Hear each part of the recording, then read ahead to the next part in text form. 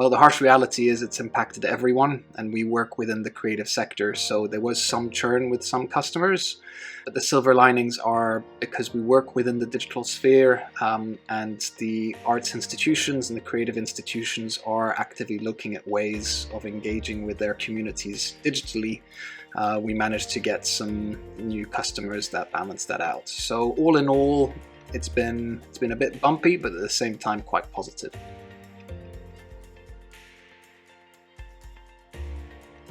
Can you see the eyes? Not really. I have a 2-year-old toddler, and both directors of Zealous happen to be married. So my wife and I tried to balance out the nurseries being closed and running the business. Now it's a little bit easier. The nurseries are opened once again, which means that we are doing full days, and it's a little bit more normal, even though we're working from home. Well, really simple answer that it was the team, and personally it's the family. The people around us really picked up the work, even though we weren't there. They understood that they needed to steer the ship, even in times where we were doing half days. So I think the team definitely biggest asset, and investing in them has been a godsend. Well, I think they had a bit of a shock at the beginning, but they just picked up the challenge. We got them set up at home quite quickly. We're very agile. The team is split across Spain, Egypt, and the UK, so they're used to working away from one another, and it's been very positive. I think we're still finding our footing in making sure that everyone's as comfortable as possible and the internet works properly. Actually, maybe we should just ask them directly how they feel, but I guess you don't have time for that. But I think they're fine. When we first started lockdown, because the nurseries were closed, my partner was doing half days, I was doing half days, and it was very much just trying to pick up on supporting the clients. It was less about outreach and more about dealing with the current opportunities that were available to us. Now that we have the nurseries opened again, we are much more strategic. We have more time available to us, so we are building for the next 3 to 4 months to 2 years, which is great. That's a really interesting question. The news channels, for me, I tend to use the BBC to understand what the general population are kind of reading and are reacting to, but at the same time I tend to read the Financial Times to understand the financial implications, and I follow Twitter. That's more my litmus test of people's response to what is happening. But it's not easy, it's constant also, so it's making sure that you don't burn out trying to digest all the information that's there. So I learned to switch off and not care on a minute-by-minute basis, but on a day-to-day basis.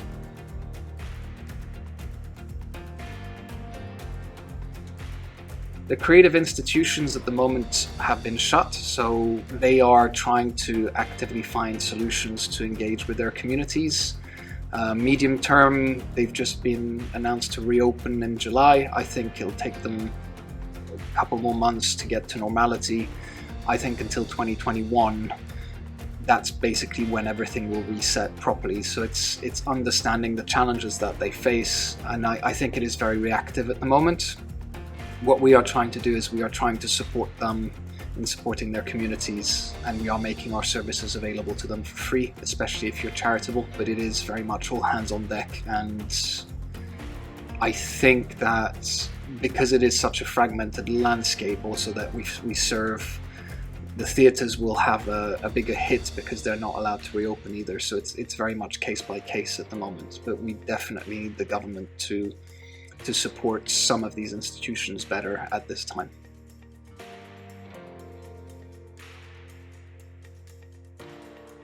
We have made our services available to institutions who are supporting the creative industries for free, in order to be able to support them in managing their projects.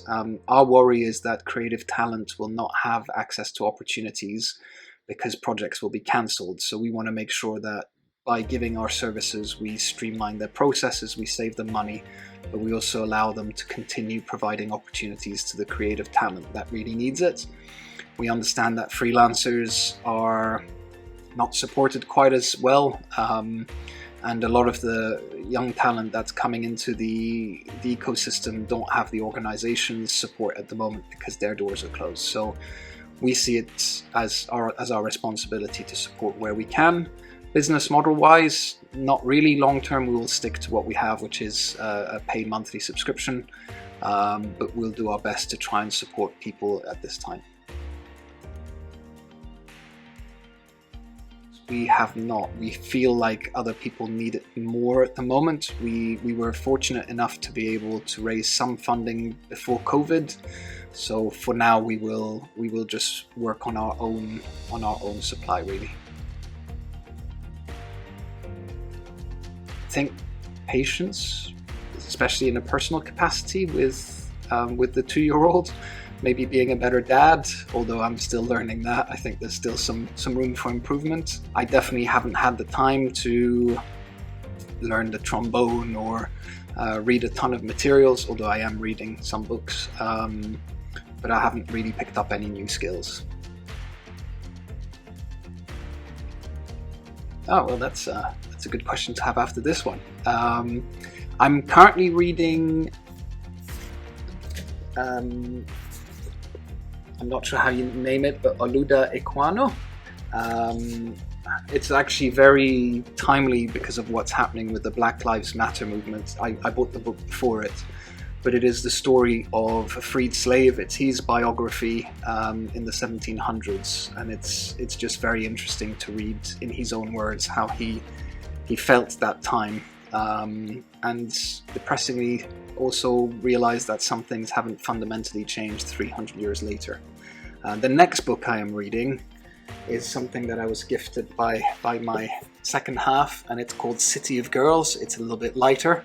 I don't really know what to tell you about it yet, but it should be just a good read, really. Yeah, we do some great work. If you're doing awards or competitions, residencies, and you want to simplify your submissions, we're here to support you. We'll save you some time in managing all of the administration and the emails. It's all automatic on the website.